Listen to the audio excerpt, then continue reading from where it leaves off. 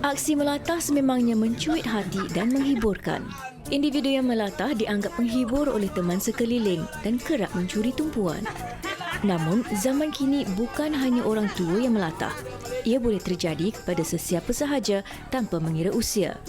Walaupun melatah dianggap perkara menghiburkan, tetapi kerap mengganggu orang yang melatah boleh menyebabkannya berasa lelah dan membahayakan diri. Ada kalanya mereka yang melatah ini boleh membahayakan orang di sekelilingnya jika dia memegang objek yang tajam.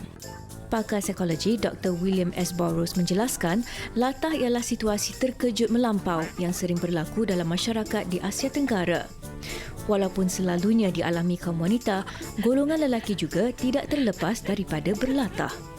Ada kalanya latah dilihat seakan berjangkit, yang mana mereka yang sering berada dengan individu berlatah akhirnya akan terikut-ikut.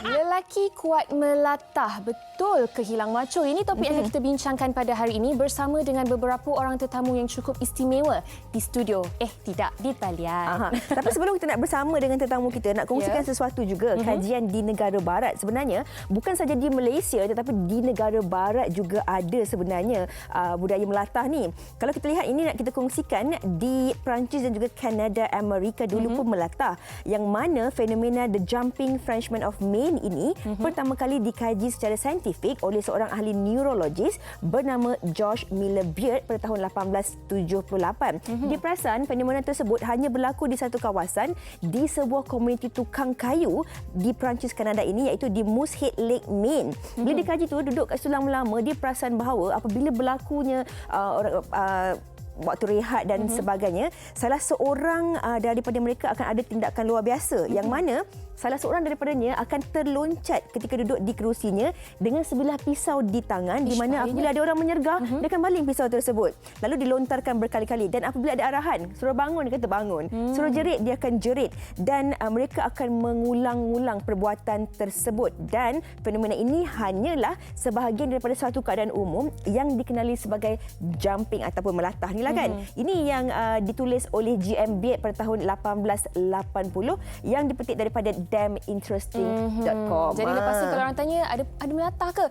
Tak ada, saya ada jumping French. Yes.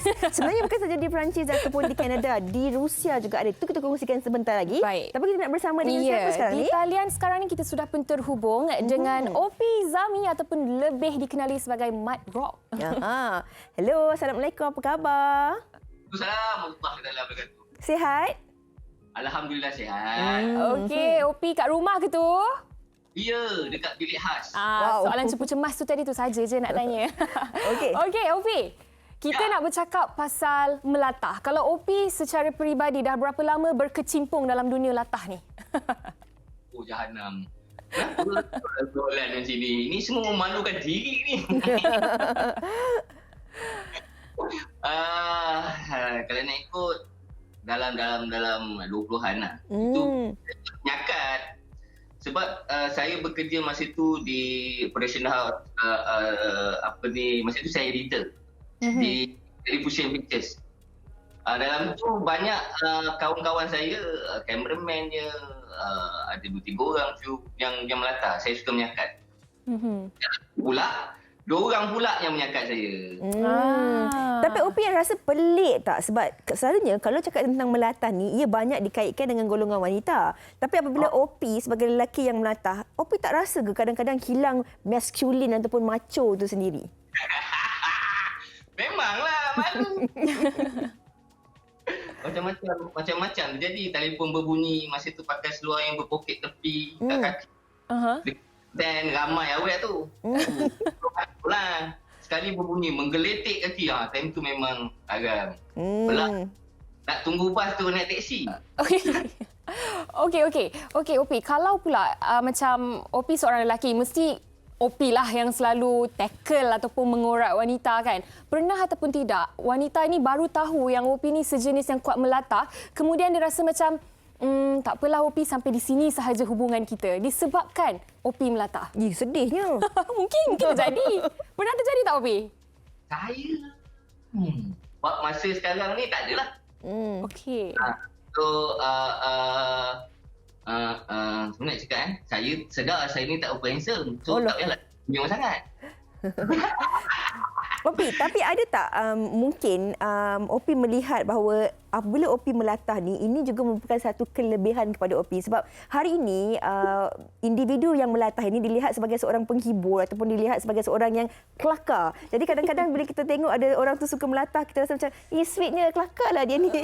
Ada tak orang cakap macam sweet lah Opi ni, kelakar lah Opi ni bila Opi melatah? Tak ada, tapi banyak yang cakap dengan saya macam kartun. Dan suka saya ni nampak dah lah kecil, melatah. Lepas tu, ialah macam kartun. Setakat ni Alhamdulillah lah, perbuatan saya tidaklah melampau. Perlu jugalah untuk masa sekarang ni. Comel lah kiranya kan? Orang tengok comel lah, macam tu Malu nak cakap. Tapi Opi kalau lah macam Opi kan selalu syuting, masuk set dan sebagainya. Ada tak melatah ni memberi kesan kepada pekerjaan Opi waktu itu? Maknanya tengah shoot ni, tengah roll, ada tak memberi kesan? Banyak kali. Sebab apa? Banyaknya sparring saya ni, jelas especially bila saya berlakon tu, diorang tahu saya ni melatah. Dalam acting, dia kacau. Tapi pandai cover lah. Dah lama pula kan melatahnya tu, jadi pandailah cover. Opi, tapi nak tanya jugalah, dari segi penerimaan ahli keluarga, macam mana penerimaan ahli keluarga terhadap macam sikap ataupun melatah Opi ni? Kalau daripada segi keluarga belah macam inilah. Dalam family saya, anak-anak saya memang suka menyakat je. Okey. Anak tiga-tiga lelaki kat tu. Dia suka cucuk lah. Bila saya balik je, dia memang dah standby. Dalam bawah rabak lah, dekat balik bini lah, dalam lagi lah. Sampai yang tukang soraknya isi saya. Ada yang mengikut tak melatah tu? Tak ada. Tapi semua memang menyakat. Tapi mungkin kena hati-hati juga sebab Opi pun bermula dengan menyakat orang. Itulah. Dah pesan lah cakap. Dia dah pesan dengan anak-anak lah. Ingat.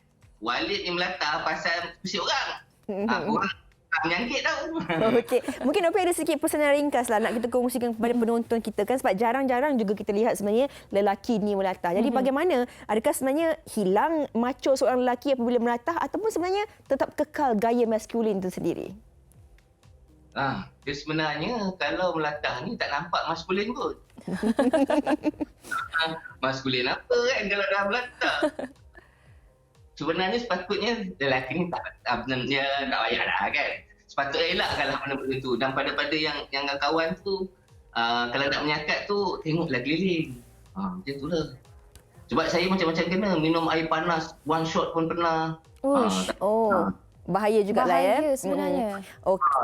Lebur-lebur lidah. Saya terus simbah muka kat mamat yang nyakat saya. Menyakat tu. Ada bahayanya juga. Okey, itu daripada Opi sendiri. Betul. Terima kasih kita ucapkan kepada Opi kerana sudi berkongsi pengalaman Opi sendiri. Bagaimana seorang lelaki itu melatah. Kirim salam kat isteri, stay safe at home dan stay safe. Okey, Opi. Assalamualaikum. Kita jaga kita, insya-Allah.